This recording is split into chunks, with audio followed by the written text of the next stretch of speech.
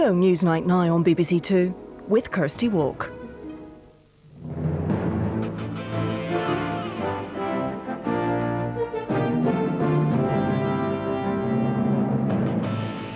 Tonight, Tony Blair is infuriated by continuing questions about Saddam's weapons of mass destruction. But is that because he can't find the answer? We uncover more evidence that the government may have oversold the intelligence case for going to war. At the G8, the world's richest leaders are still preoccupied by the fallout of the Iraq war. Are the world's poor the losers? The Posh and Beck's kidnap case is thrown out of court. Is checkbook journalism finally falling foul of the law? And as Mugabe's riot police and soldiers put down protest and arrest Zimbabwe's opposition leader, what chance of regime change?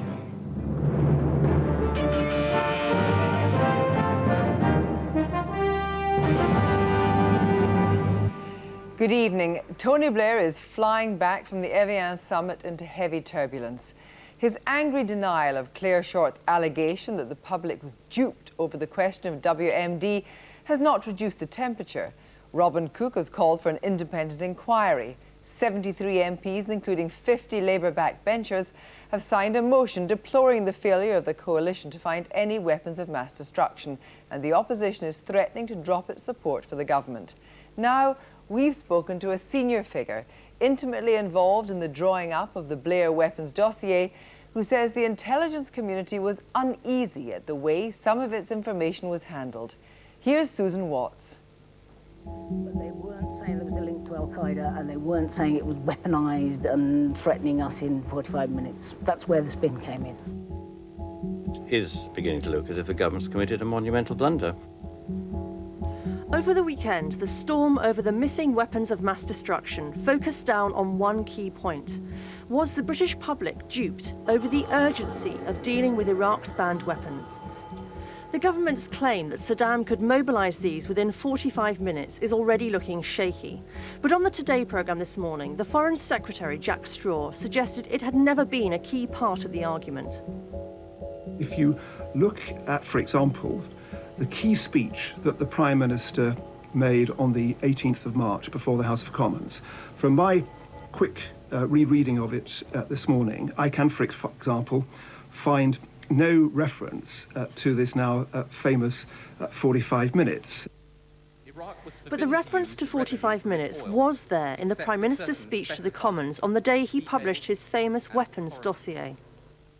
It concludes that Iraq has chemical and biological weapons, that Saddam has continued to produce them, that he has existing and active military plans for the use of chemical and biological weapons, which could be activated within 45 minutes, including against his own Shia population. And it features in the dossier itself 4 times, notably in the Prime Minister's foreword and the executive summary. Today, at the G8 summit in Evian, Tony Blair once again found himself in rebuttal mode. The idea that we doctored such intelligence is completely and totally false. Every single piece of intelligence that we presented was cleared very properly by the Joint Intelligence Committee. It's a surprising claim to make, given that it encompasses the other so-called dodgy dossier, part of which was plagiarised. And in any case, today, Tony Blair appeared irritated that the weapons issue won't go away. I think it is important that if people actually have evidence, they produce it. But it is wrong, frankly, for people to make allegations on the basis of so-called anonymous sources when the facts are precisely the facts that we've stated. But in some cases, anonymous sources can be the only way to gain an insight into the intelligence world. We've spoken to a senior official intimately involved with the process of pulling together the original September 2002 Blair weapons dossier. We cannot name this person because their livelihood depends on anonymity. Our source made clear that in the run-up to publishing the dossier, the government was obsessed with finding intelligence on immediate Iraqi threats. And the government's insistence the Iraqi threat was imminent was a Downing Street interpretation of intelligence conclusions. His point is that while the intelligence community was agreed on the potential Iraqi threat in the future, there was less agreement about the threat the Iraqis posed at that moment. Our source said, that was the real concern. Not so much what they had now, but what they would have in the future. But that, unfortunately, was not expressed strongly in the dossier, because that takes away the case for war to a certain extent. But in the end, it was just a flurry of activity, and was very difficult to get comments in, because people at the top of the ladder didn't want to hear some of the things. Our source talks of a febrile atmosphere in the days of diplomacy leading to the big Commons debate of September last year, of the government seizing on anything useful to the case, including the possible existence of weapons that could be ready within 45 minutes. It was a statement that was made, and it just got out of all proportion. They were desperate for information. They were pushing hard for information which could be released. That was one that popped up, and it was seized on. And it's unfortunate that it was. That's why there is the argument between the intelligence services and Cabinet Office number 10, because they picked up on it. And once they picked up on it, you can't pull it back from them. And again, specifically on the 45-minute point. It was an interesting week before the dossier was put out, because there were so many people saying, well, I'm not so sure about that. Or in fact, they were happy with it being here, but not expressed the way that it was. Because the wordsmithing is actually quite important. The intelligence community are a pretty cautious lot on the whole. But once you get people presenting it for public consumption, then of course they use different words. The problem is that the 45 minutes point was not corroborated. For skeptics, it highlights the dangers of relying too heavily on information from defectors. Journalists in America are being accused of running propaganda from the Iraqi National Congress. All these folks have their own personal agendas. All of them have access to grind. The most unreliable source are sources that come out of the emigre or defector circles. The more so when you're talking about a fellow like Chalabi.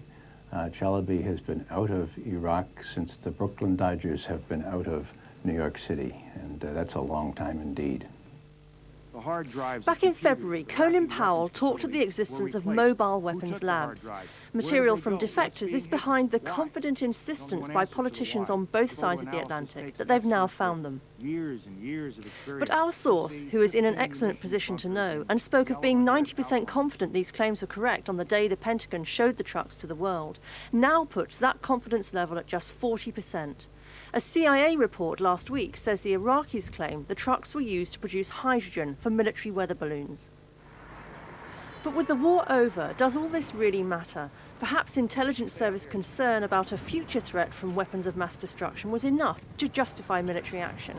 But the government's critics say that wasn't the basis on which the British public, or MPs, were sold the case for war. This is extremely grave. Politicians who we have to take seriously have made allegations that Parliament and the people were led to war on false grounds. That is a more serious allegation than anything we've faced in recent times. Effectively, if it were true, it could be the Prime Minister's Watergate. Of course, overwhelmingly convincing evidence of weapons may turn up tomorrow, and former inspectors say documents still being read may be key. But until something compelling is produced, the pressure looks unlikely to let up. As for the promised new dossier on weapons evidence, the question will be, is there sufficient trust in our government remaining for the public and MPs to believe whatever it might say? Susan Watts, and the voice you heard there in the excerpts was a voice of an actor. Well, earlier this evening, I spoke to the International Development Secretary, Baroness Amos. I asked her what the immediate threat was which led us to go to war in Iraq. Iraq has weapons of mass destruction which were used against its own people. We know that, there is evidence of that.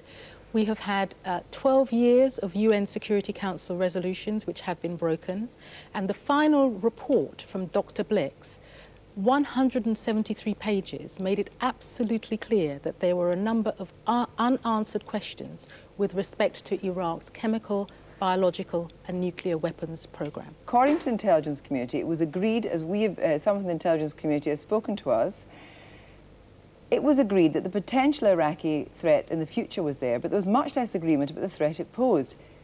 That was the real concern, says our source. Not so much what they had now, but what they would have in the future. But that, unfortunately, was not expressed strongly in the dossier, because that takes away the case for war to a certain extent.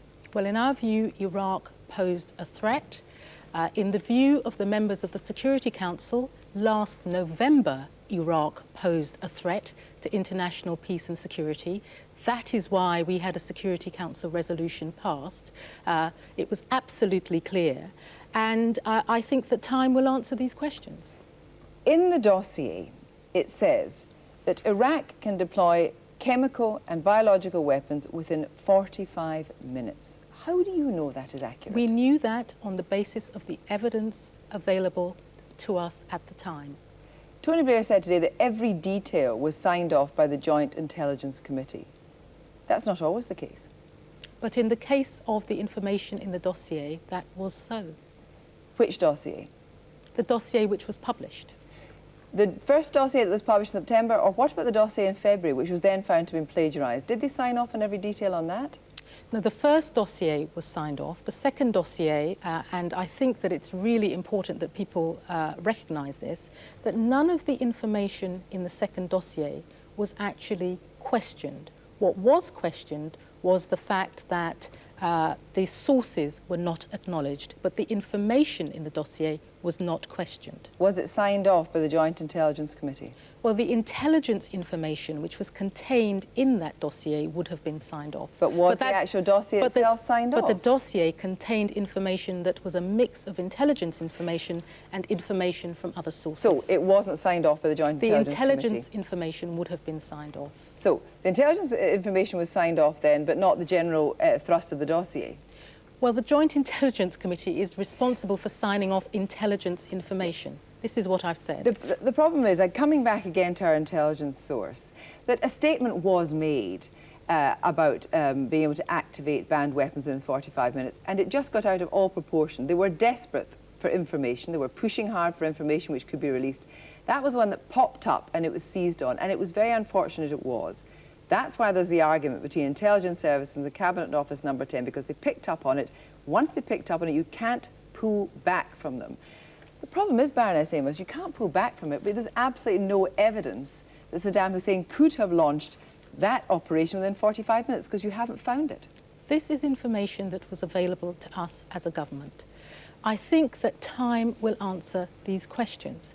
I mean, obviously, at this point in time in Iraq, sorting out the humanitarian situation, making things better for the lives of ordinary Iraqis is what is most important. But what is most important for people is trust, and trusting this government. Can I just say that searching for WMD cannot be the first priority, and that is why I say that time will resolve this.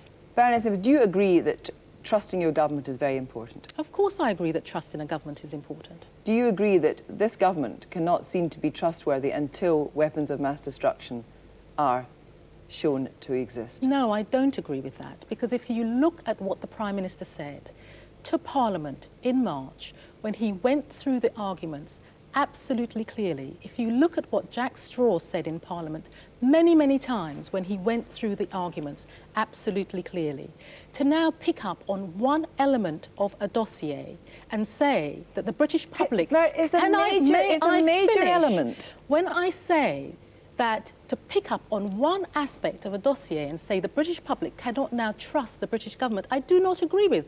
You have to go back and look at everything that we have said, and I think that time will resolve this. Baroness Amos there, and we'll have more for her on the G8 summit a little later. Before that now, I'm joined in the studio by the President of the Iraqi National Congress, Dr. Ahmed Chalabi. Dr. Chalabi, first of all, why on earth should we believe that Saddam Hussein had weapons of mass destruction and was ready to use them, when we have absolutely no evidence of that? Saddam had used weapons of mass destruction before, and he was developing weapons of mass destruction. So that is a fact that we know. But we have, there's been no intelligence from people either within the Iraqi National Congress or out with the Iraqi National Congress which has taken us any further on this. No, we have not looked for weapons of mass destruction simply because the coalition has taken this task entirely on themselves. Well, why haven't they been found? Because they're not looking the right way, and there are ways to look for that they have not done. And are these ways that you've told them about? Well, we have mentioned that the way to find the weapons is to find the people who were concealing them. And do you know who these people are? They were led by Qusay, Saddam Hussein, and Abd Hamoud, his secretary, and their Special Republican Guard officers. And those people can be found in Iraq now. Do you think that the claim in the all-important Blair dossier that Saddam Hussein could have launched biological and chemical weapons within 45 minutes was a credible claim? I don't know, because we had nothing to do with that document nor with that dossier. You have been accused of being out of Iraq longer than the Brooklyn Dodgers have been out of New York City, and therefore you are completely out of touch. So would you say that perhaps you're just out of touch in what was capable? No, I was not. I was in Iraq between 92 and 97, fighting Saddam Hussein from the north. So that in itself is a false claim. However, we have predicted many things, and our record has been excellent. For example, we predicted that the Iraqi army will not defend Saddam, and they did not. But let's deal with this 45-minute capability. There's been a report on the Sunday papers that it was a source that came to you that you then handed over that produced this claim that has not apparently been corroborated anywhere, that this mobile or this launch pad could exist within a 45-minute time frame. We have never said that. We didn't produce such a source. And I didn't read the report, but I understand that it was quoting anonymous people about an anonymous source. Are you saying categorically there was no source connected in any way whatsoever with the INC that delivered that information? This is very unlikely that any source connected with the INC would have delivered that information, because we know the sources we gave, and they were not in a position to determine about the operational capability of the weapons. Well, why were they of any use then? Because they knew about how the weapons were being made, and they knew how the weapons were being stored. You say it's very unlikely. You're president and you have kept your finger, you would say, very much on the pulse. Is it or is it not the case that a source close to you gave information uncorroborated about the capability of delivering a weapon in 45 minutes? The sources we produced, we gave over to the Americans, and we have not seen them since. Some sources we produced in December of 2001. They took them, and we haven't been able to talk to them.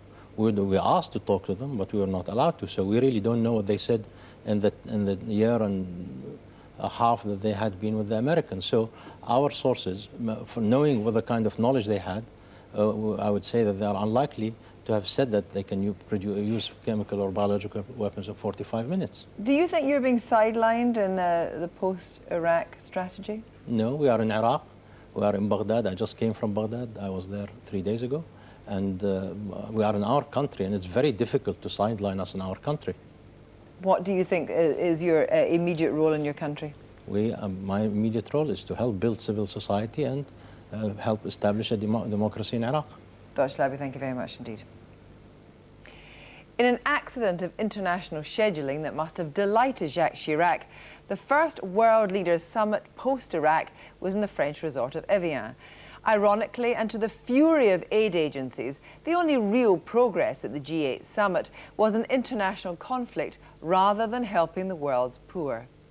The leaders issued a strong communiqué on weapons of mass destruction, pressuring states like North Korea and Iran. And Russia also announced it's to suspend nuclear exports to Iran. But as David Grossman reports, the ongoing froideur between the US and France seeped into other parts of the G8 agenda. Let's fall in love beside the lake in Evian. Let's have another drink and share each other's dreams. It's hard to imagine anywhere better to come to try to patch up a struggling relationship. The mountains, the lake, the food, the wine, romance. But it's going to take more than a pretty view and a good meal to sort out some of the relationships around the G8 table. The war in Iraq split the organization pretty much in two, and now the major protagonists in that split, France and the US, have come to Evian with competing agendas on trade and development. The deep water between them seemingly as wide as ever it was. Ever wished you were somewhere else? The obligatory one-to-one meeting between the American and French presidents lasted a scant 20 minutes. Compare that with the 70 minutes Mr. Bush spent with the Chinese president. Still, at least Mr. Bush appeared to be saying no one had actually hit anyone. A lot of people in both our countries wondering whether or not we could actually sit down and have a comfortable conversation.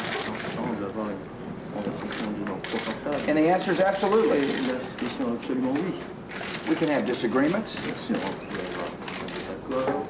but that doesn't mean we have to be disagreeable to each other. Clearly très amusant, but the differences can't easily be laughed off. France, criticising American hyperpower, wants multipolar solutions to the world's problems, but the US is, at times, far happier acting alone.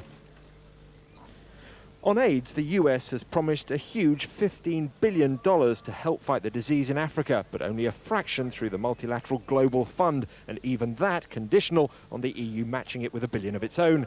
Under pressure today, the French promised to chip in an extra $120 million, but that took attention away from their own Evian idea, making AIDS drugs cheaper, which US drug companies aren't so keen on.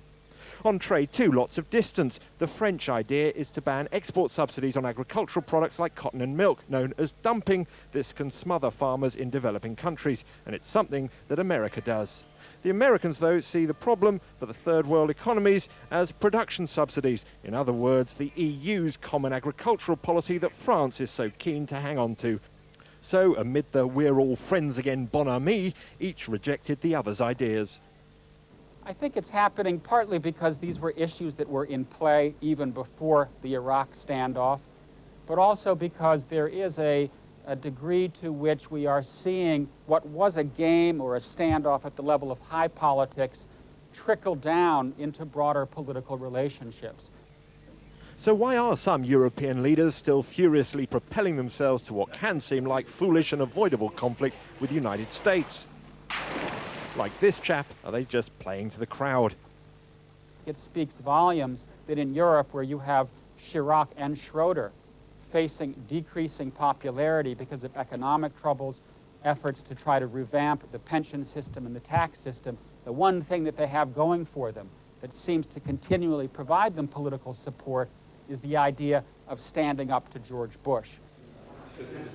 Germany's Chancellor Gerhard Schroeder didn't even qualify for a one-to-one with President Bush. But with his closest partner in criticising America, it's all informal ease and conspiratorial whispers.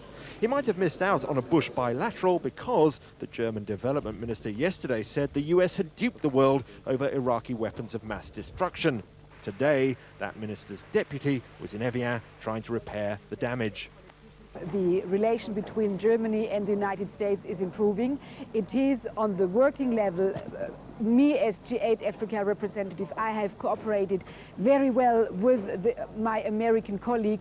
So these structures are functioning quite well, and there is a big friendship between the German and American people. And I think this carries even when the heads of states have some problems with each other.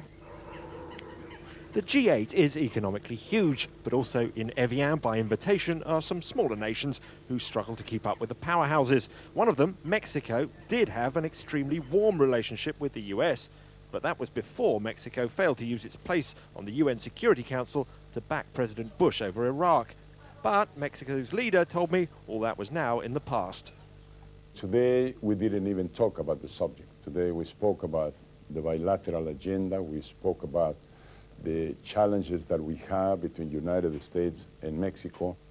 The main challenge, trade. Mexico backs the French idea to stop subsidized US goods being dumped on world markets. The president believes Mr. Bush will act. The way we do it is being discussed. Right now there's ministerial meetings being held on how we go about it. But the commitment is firm that we will advance to open markets and to reduce subsidies. Outside the summit, it was clear that many didn't share the Mexican president's optimism. Those who'd come to protest against the G8's very existence aren't just angry at America, they think President Chirac is also guilty of bullying weaker nations.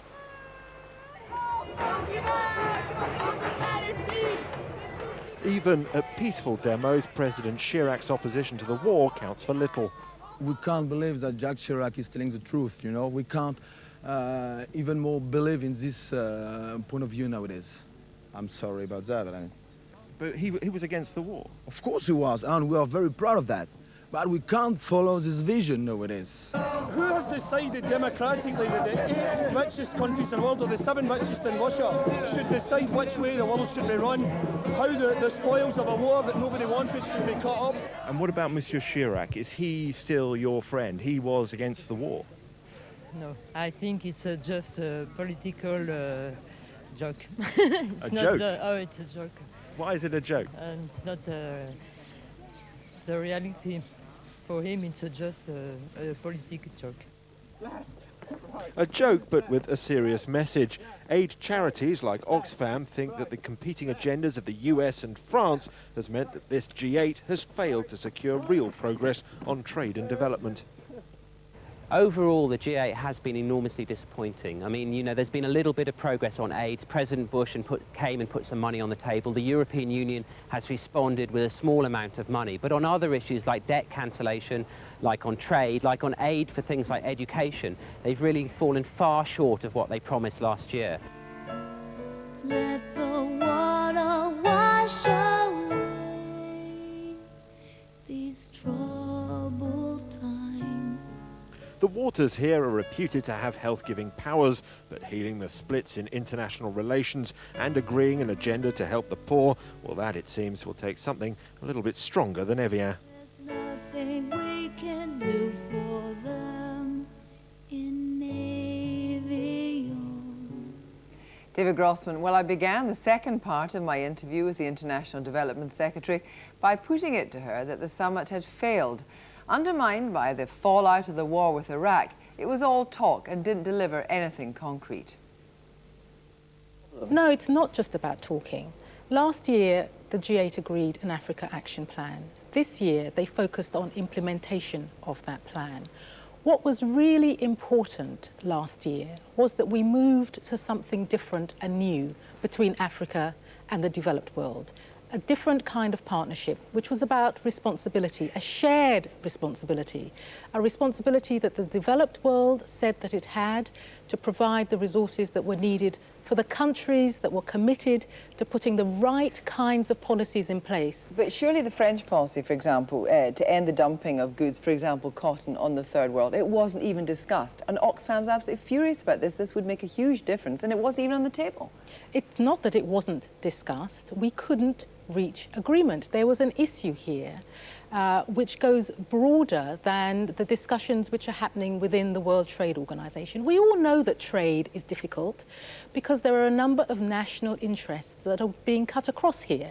We have seen the efforts that Britain has been making within the European Union. But getting to these subjects... Let me finish this point. To get reform of the common agricultural policy. This is not easy because there are national interests at stake. We all accept that, and Britain has been pushing really hard for reform within the European Union. When you then get within the G8, which is not just European Union countries but others that also bring their national interests together, it makes those negotiations much more difficult. The one important thing is that this has not ended. We have still got the negotiations through the World Trade Organization.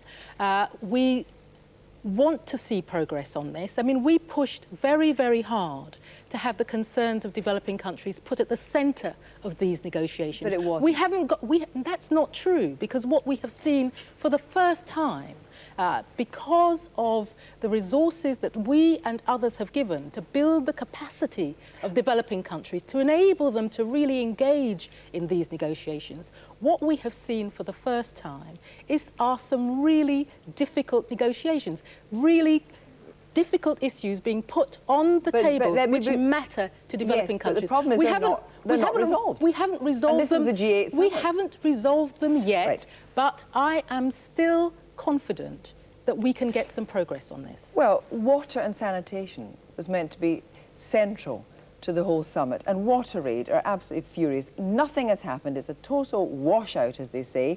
No evidence of the UK government pushing this issue at all, and we came with high hopes. No progress on water. Well, again, I don't agree with that. I attended a meeting in Brussels only a couple of weeks ago where we were talking about the possible establishment of an EU water fund. $1 billion or euros going into a water fund. Now, this is being actively negotiated now within the European Union. But it was meant to be central to the G8 summit, which you yourself have said is not just the European Union. And a lot of agencies, particularly on the case of water, are very upset that the whole thing seemed to be dominated by Iraq, WMD, and personal agenda. Well, so water, can I say, they were not there. They were not in the room. I was there. The discussions yesterday afternoon were about development. They were about meeting the Millennium Development Goals. We in the UK government have been fighting for this for a very long time. We will continue to do that. We'll continue to do that in the context of the reform of the Common Agricultural Policy, and we'll do it with our G8 and other partners in the World Trade Organization. Baroness Amos, thank you very much. Thank you. A kidnap plot, undercover reporting, Eastern European posh spice and the news of the world. A perfect tabloid tale. But today it all went horribly wrong for the news of the world when 5 men were dramatically cleared of plotting to snatch Victoria Beckham after the prosecution heard that a key witness with a criminal record had been paid £10,000 by the paper.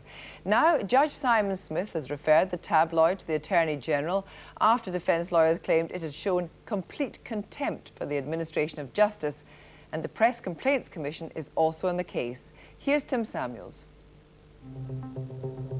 What seemed an irresistible tabloid combination of celebrity and crime.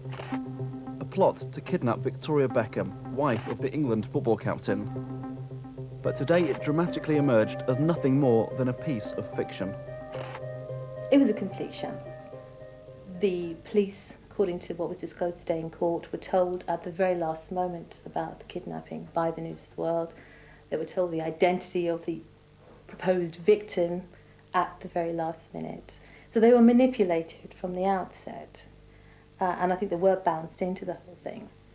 I'm an experienced reader of these kinds of stories, and I can usually sense where there are holes and where there are joins which have been made, leaps of illogic, if you like.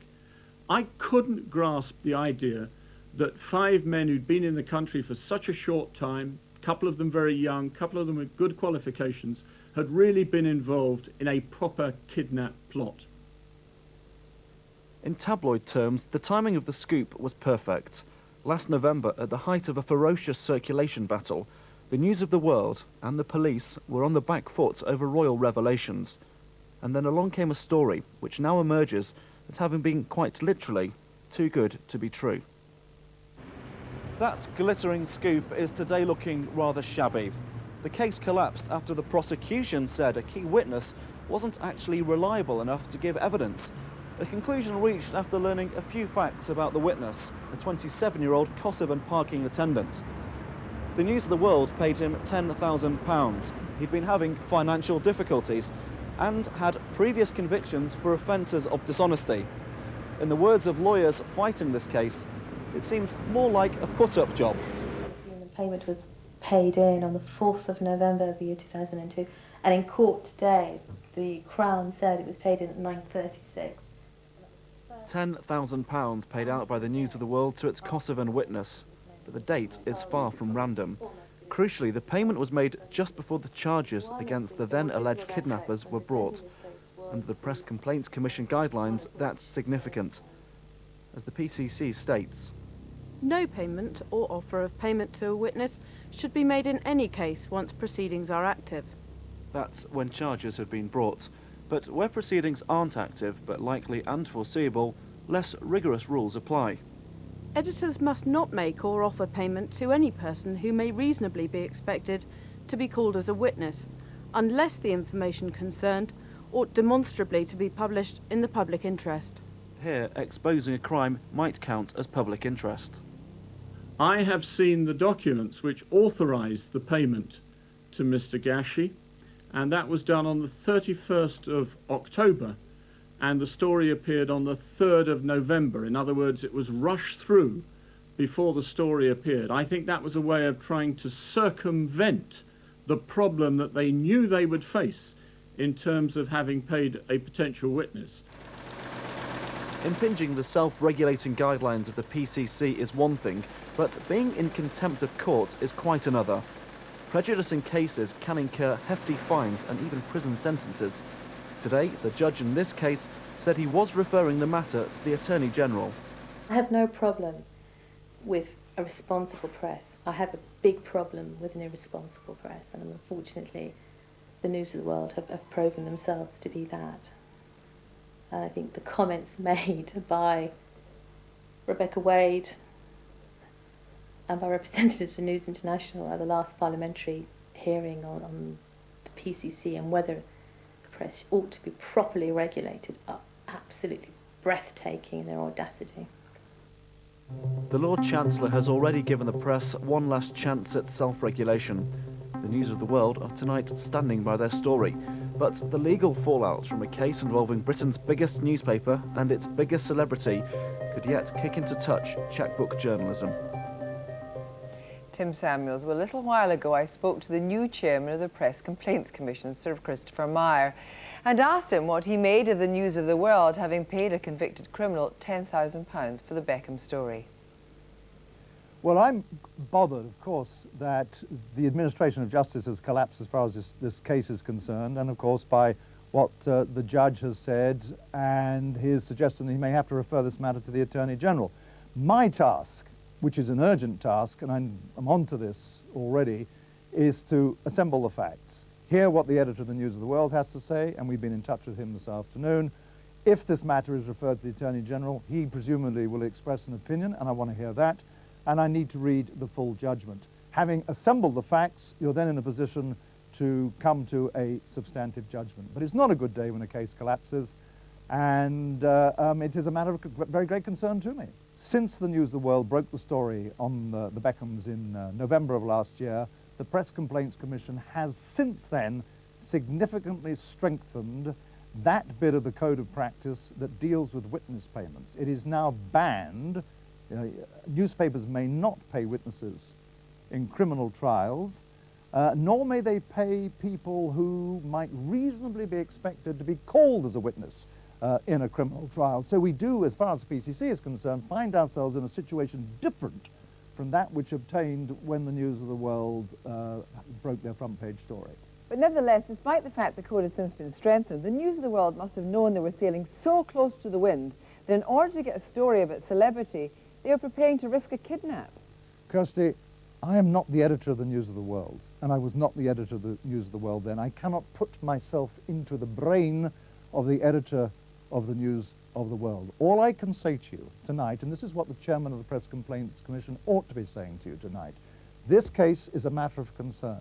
I am looking at it as a matter of urgency. I am assembling the facts as rapidly as I can so that I and my colleagues can reach a judgment. And I just wanted to stress to you and to the viewers that right now the code is very tough on the question of payments to witnesses in criminal trials. I can't say more than that now.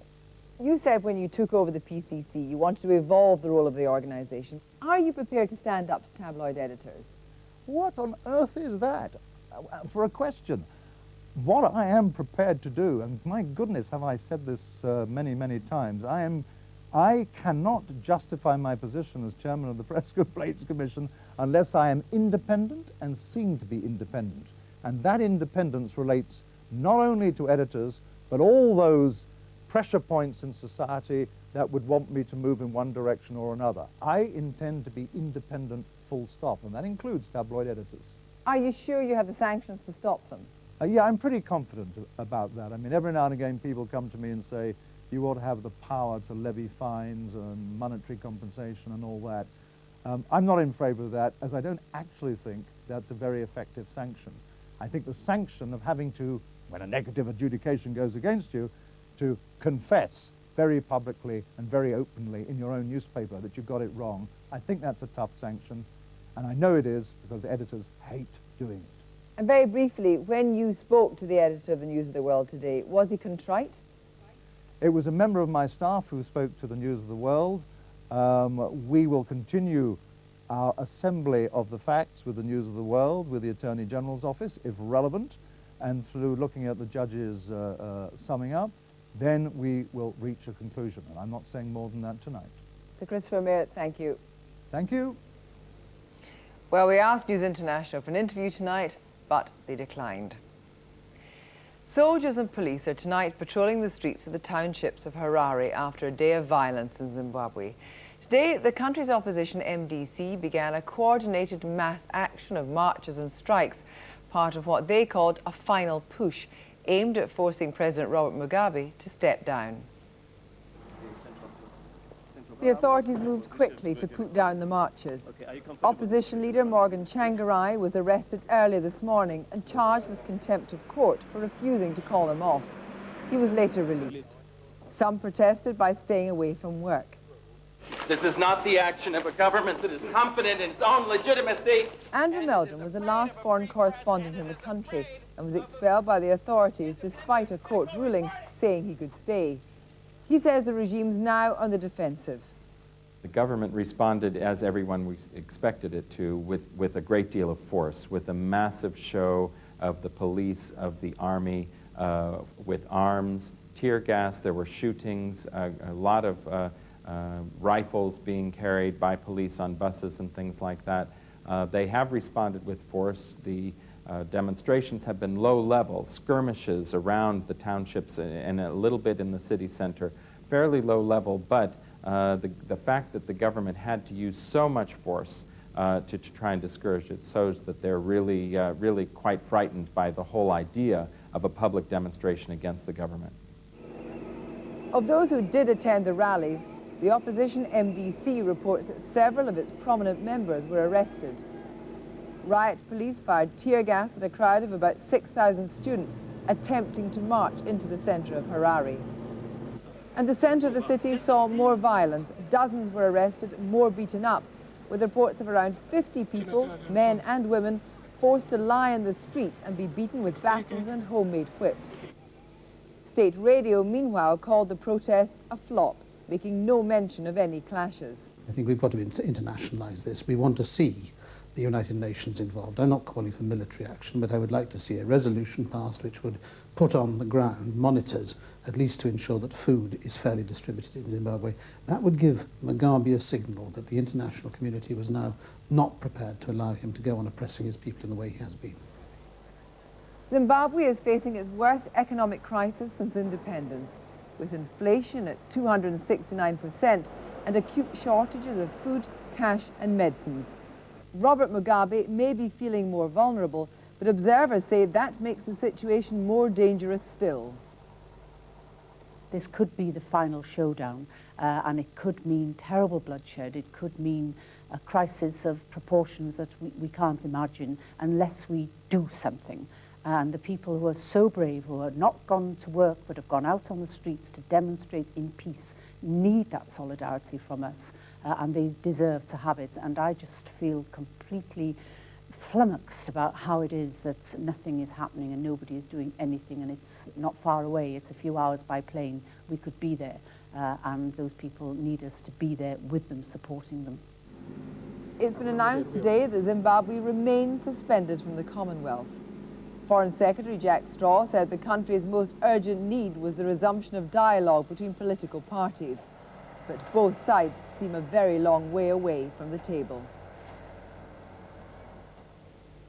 Well, I'm joined now from Johannesburg by Paul Tembe Nyathi, who is a leading member of the MDC. Mr. Nyathi, bloodshed, danger, arrests. Is the decision to confront Robert Mugabe really the best way to get rid of him? We have no choice. Mr. Mugabe has shown disregard for the welfare of the people of Zimbabwe for a long time. What we have seen in Zimbabwe in the past few years is a culmination of years of impunity. Those of us who are members of the MDC are saying enough of that impunity has now to come to an end. Do you believe, though, that if there are violent clashes this week, that perhaps Robert Mugabe will not step back, but you will perhaps be able to engage the international community further? We, on our part, have no intention of engaging in any form of violence. To begin with, we are not armed. We go into the streets unarmed. We go into the streets fortified by our desire for freedom. If Mr. Mugabe sets his thugs and his soldiers on us, then it is up to the international community, particularly our neighbors, to realize that they are dealing with a man who has no regard whatsoever for the welfare of his people. It is up to them to take appropriate restrictive measures. Are you concerned at what your neighbours are or are not doing, South Africa, Nigeria, Malawi? I have a feeling that our neighbours kept hoping that Mr. Mugabe would come to his senses. Now they must realize that they are dealing with a man whose desperation is very dangerous, not just for the people of Zimbabwe, but for the region as a whole. Is it possible that there is a lot more activity behind the scenes that they can neither talk about or even talk about to you? Well, it would be a lot more useful to the people of Zimbabwe if any activity was made public so that they would feel that the region cares. But for us as a movement, we realize that the burden of resolving the Zimbabwean issue lies with us, and that we ourselves should take our destiny in our own hands and move this issue forward. But large-scale protests haven't worked in the past. They have worked in the past. Every protest that we have initiated has tended to weaken the regime in one form or another. This particular protest has weakened the regime even further. This is a regime that is incapable of feeding its own people. This is a regime that cannot provide fuel. This is a regime that runs inflation that is close to 270%, and it is spending enormous sums of money patrolling the streets and fueling instruments of violence instead of responding to the needs of its people. So the regime is getting weaker and weaker by the day. Paul Nyathi, thank you very much for joining us. Newspapers in a moment, but before that, a roundup of today's other news stories. Police investigating the desecration of a Muslim woman's body at a hospital mortuary in London are looking into a similar incident 7 years ago. They're also examining allegations of thefts from body at Hillingdon Hospital. Nearly 2,000 photographs of corpses were found at the home of a 53-year-old mortuary worker arrested during the investigation.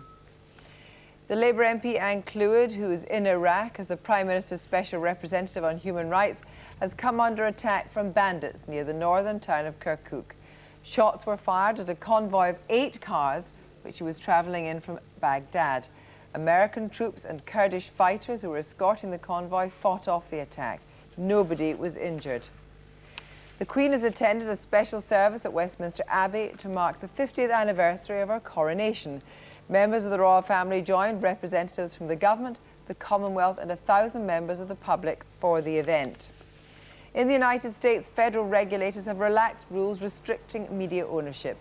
This will allow a newspaper to own a television station in the same city and television companies to buy more stations at national and local levels. Opponents have voiced concerns over the potential domination of the media by a powerful few magnates. And the market, the FT100 share index closed up, while in New York, the Dow Jones also closed up. Against the euro, the pound fell. Against the dollar, the pound also fell. Tomorrow morning's front page, The Guardian has a story there. Cabinet secret war briefings. Cabinet members were taken in groups of 5 or 6 over a period of 4 days, given personal briefings by senior figures, showing the extent of Tony Blair's fears of opposition to his Iraq policy, even at the heart of his own government. Right-hand story there, newspaper roused judge refers tabloid to Attorney General. Blair feels the heat, says the Daily Mirror. The Independent, I think it's important that people actually have evidence. They produce it, Tony Blair said yesterday. Precisely, Prime Minister, it says The Independent. The Telegraph, weapons of mass destruction. Bush and Blair under fire. Well, that's it from Newsnight tonight. I'll be back with more tomorrow. Until then, we leave you with the latest pictures from the British space probe Beagle 2, launched earlier today. It should touch down on Mars on Christmas Day. So from all of us in the programme, a very good night.